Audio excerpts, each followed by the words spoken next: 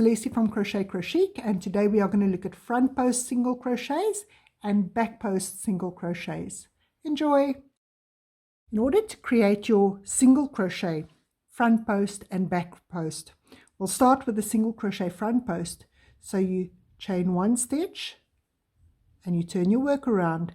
Now the stitch below, that body of the stitch below, that is called your post. So where you normally place your stitch at the top, you're not going to do that with your post stitches. You're placing your hook around this body of your stitch below. Now this body can be anything. It can be your double crochet like in this case, or it can be a single crochet, it can be a half double crochet. So for a single crochet front post, you take your hook and you place it from the front around that body of the stitch below, the next stitch. Then you yarn over, you pull up your loop, yarn over, and you pull through both loops on your hook, just like what you do with a normal single crochet. And again, place your hook around the body, yarn over, pull up a loop, yarn over, pull through both loops on your hook. The only difference is you're not working into the top teardrop shapes that where you normally place your hook, but you're placing around this post of the stitch below. So again, from the front, around the post of the stitch below, yarn over, pull up a loop, yarn over, pull through both loops on your hook, and you continue with this. The post stitches are beautiful stitches for textured work. Now what happens in this one is you can see it elongates the stitch that's below, and then it creates this ridge on the back, because it's pushing that stitch that you have below towards the back, so it makes a ridge there. Post stitches are beautiful stitches, but you use far more yarn with your post stitches than what you use with normal stitches.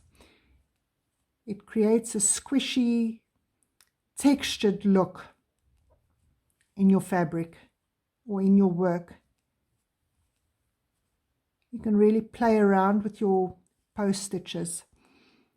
Now, when you get to the end of your row, just remember that because you started with a single crochet at the front, you just have to end it with a single crochet. It just gives a little bit more structure, a normal single crochet.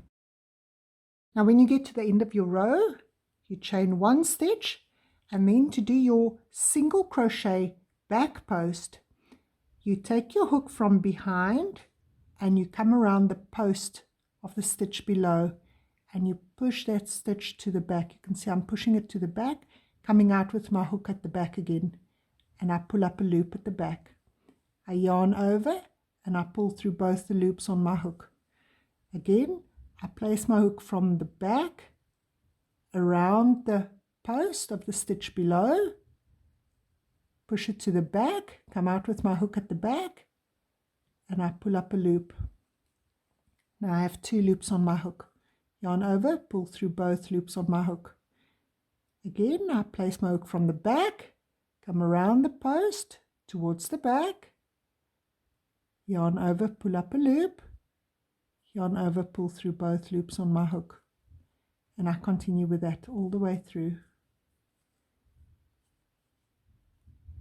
Now these post stitches, especially the back post stitches, are really there to create so much texture for your work. Now here I'm working into a double crochet in front. There's my single crochet back post. Now that single crochet has gone to lie right behind my double crochet stitches, making it all soft. It's lovely to create different colors and lines in your work.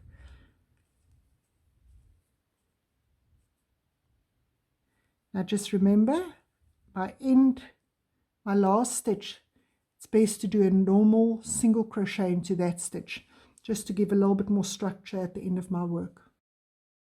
If you've enjoyed this video, please remember to subscribe to my channel.